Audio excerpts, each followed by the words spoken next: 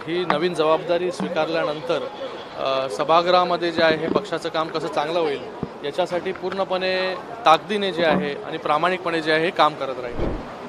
Ultimate निर्णय जो आहे हा माननीय मुख्यमंत्री पक्षाचे मुख्य नेते एकनाथजी शिंदे साहेब जे आहेत हे घेतील आणि मला वाटतं ते नेहमी जो निर्णय घेतात हा मेरिटनुसार जो आहे हा निर्णय घेत असतात।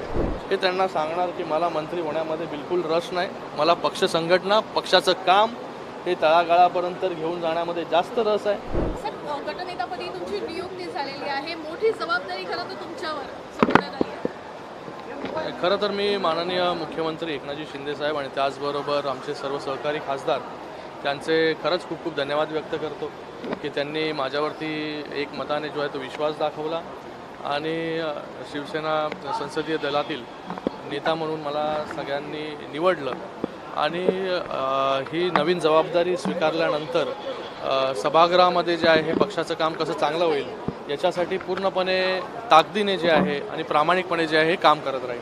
पण इतकी मोठी जबाबदारी आहे आणि अनेक खासदार आहेत, तर कशा पद्धतीने ही कोऑर्डिनेशनची जबाबदारी असेल, सगळ्यांशी समन्वय साधण्याचं एक मोठं गेले आता 10 वर्ष पार्लमेंटमध्ये आहे, लोकसभेमध्ये आहे, हे सगळी प्रक्रिया जी आहे ती जवळून पाहिलेली आहे आणि नक्कीच चांगलं काम जे आहे हे यावेळेस NDAच्या सरकारमध्ये आत्ताच्या सरकारमध्ये सगळ्यांबरोबर समन्वय साधून सगळ्या पक्षांबरोबर समन्वय साधून जे आहे हे पक्षाचं काम अधिक प्रभावीपणे कसं होईल, सगळ्या खासदारांना एकत्र घेऊन सगळ्या खासदारांकडून पण चांगलं परफॉर्मन्स कसं होईल याची जबाबदारी देखील माझी असेल। काही लोकांना मंत्रिपदासाठी कोणाची नावं चर्चेत आहे, तुम्हाला तुमचंही नाव चर्चेमध्ये मंत्रिपदाच्या विनंती करतात। मी कालपासून मला भरपूर फोन आले, मी आजही पाहिलं की काही खासदार जे आहेत काही आमदार जे आहेत म्हणत आहेत की बाबा मला जे आहे हे मंत्रिपद द्या। मला वाटतं मला जे आहे हे पक्ष संघटना जी आहे ही वाढवण्यामध्ये पक्षासाठी काम करण्यामध्ये जास्त रस आहे। 10 वर्षाचा अनुभव जो आहे हा माझ्या पाठीशी आहे। माननीय एकनाथजी शिंदे साहेबांनी आणि त्याचबरोबर आमच्या सगळ्या सहकाऱ्यांनी ही जबाबदारी नवीन गटनेत्याची दिलेलीच आहे।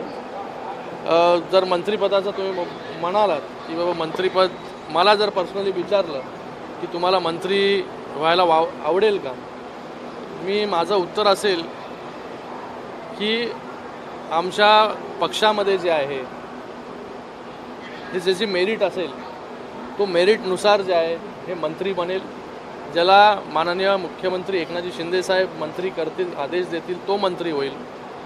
मला पक्षाचं काम संघटनेचं काम तळागाळापर्यंत घेऊन जाण्यामध्ये जास्त रस आहे। पक्षासाठी पक्ष बांधणी जास्तीत जास्त ग्रामीण भागापर्यंत प्रत्येक घरापर्यंत कशी होईल त्याच्यासाठी मला येणाऱ्या काळामध्ये जे आहे हे काम करायचं आहे। मी खूप समाधानी आहे की तिसऱ्यांदा खासदार जे लोकांनी मला जबाबदारी दिली, तिसऱ्यांदा मी खासदार झालो आहे। खूप समाधानी आहे। मागे वळून पाहिलं की 2014 आठवतं की तेव्हा 27व्या वर्षी जे आहे मी खासदार झालो, आज 2024मध्ये तिसऱ्यांदा खासदार होतो आहे। मला वाटतं खूप कमी लोकांच्या नशिबामध्ये हा योग येतो आणि खासदार म्हणून चांगलं काम मतदारसंघासाठी असेल, महाराष्ट्रासाठी असेल, देशासाठी असेल हे करत राहीन मी। अल्टिमेट निर्णय जो आहे हा माननीय मुख्यमंत्री पक्षाचे मुख्य नेते एकनाथजी शिंदे साहेब जे आहेत हे घेतील आणि मला वाटतं ते नेहमी जो निर्णय घेतात हा मेरिटनुसार जो आहे हा निर्णय घेत असतात।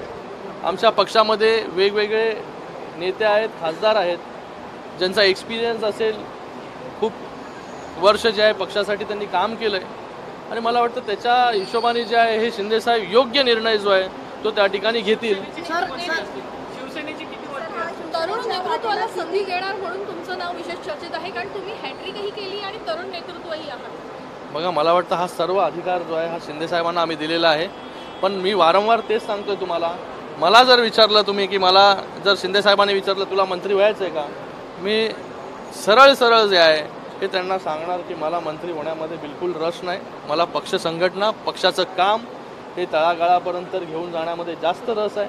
पक्ष कसा वाढेल, आज आपण जर या लोकसभेच्या निवडणुकीमध्ये पाहिलं असेल की फक्त 2 वर्षामध्ये जे आहे हे शिवसेनेला चांगलं यश जे आहे हे मुंबई असेल, मुंबईच्या बाहेर असेल, महाराष्ट्रामध्ये मिळालं।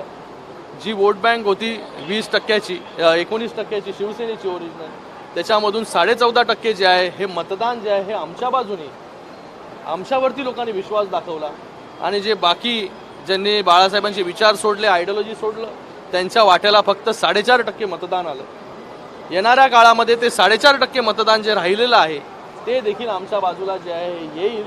आणि येणाऱ्या विधानसभेला चांगलं यश कसं मिळेल याच्यासाठी पूर्ण ताकदीने जे आहे हे आम्ही काम करू. मला वाटतं हा प्रश्न जो आहे माननीय मुख्यमंत्री महोदयांना तुम्ही विचारला पाहिजे. उद्धव ठाकरेंचे 2 खासदार जे आहेत ते तुमच्या संपर्कात आहेत, थेट मुख्यमंत्र्यांशी संपर्कात आहेत. मला वाटतं त्यांना तुम्ही जर विचारलं चोरांसाठी पुन्हा एकदा जरांगे पाटील हे आंदोलन मला वाटतं त्या सगळ्या गोष्टी ज्या आहेत आपण त्याच्यामध्ये मराठा आरक्षणामध्ये आरक्षण दिलेलं आहे. आता कोर्टामध्ये विषय आहे. येणाऱ्या काळामध्ये ज्या ज्या गोष्टी कराव्या लागतील त्या करू. सांगतात की हे सरकार टिकणार नाही, काही दिवसातच पडेल. आता ते जेव्हा हे सरकार बनलं ना राज्यामध्ये तेव्हापासून त्यांना स्वप्न ते पडतायत.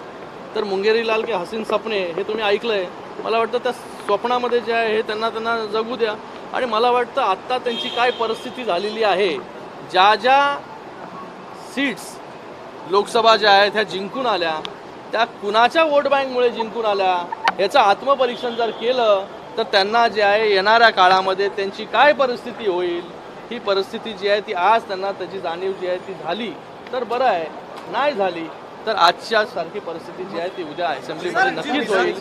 कारण की एक वोट बँकची पॉलिटिक्स जी आहे ती या लोकसभेमध्ये केली, लोकांची दिशाभूल करण्याचं काम जे आहे ते त्यांनी या ठिकाणी केलं. म्हणूनच जे ओरिजिनल वोट बँक होते, ओरिजिनल मतदार जे होते शिवसेनेचे ते आमच्याबरोबर राहिले. त्यांच्याबरोबर फक्त 4.5% झाले. आणि बाकीचे जे वोट बँक पॉलिटिक्स केले तुम्ही, ती वोट बँक जी आहे ती टेम्पररी येऊन तिथे अटॅचमेंट झाली तुम्हाला. आणि ज्या सीट्स मुंबईमध्ये पण जर पाहिल्या तुम्ही तर मराठी माणूस जो आहे हा शिवसेनेबरोबर उभा राहिलेला आहे, आमच्याबरोबर उभा राहिलेला आहे. आणि ज्या ज्या सीट्स पडल्या त्या कुठल्या मोहल्ल्यामधून यांना मतदान पडलं त्याचं आत्मपरीक्षण जे आहे ते यांनी केलं पाहिजे. आणि येणाऱ्या काळामध्ये विधानसभेसाठी महायुती पूर्ण ताकदीनिशी जे आहे हे काम करेल. आणि महायुतीला जे आहे हे येणाऱ्या विधानसभेमध्ये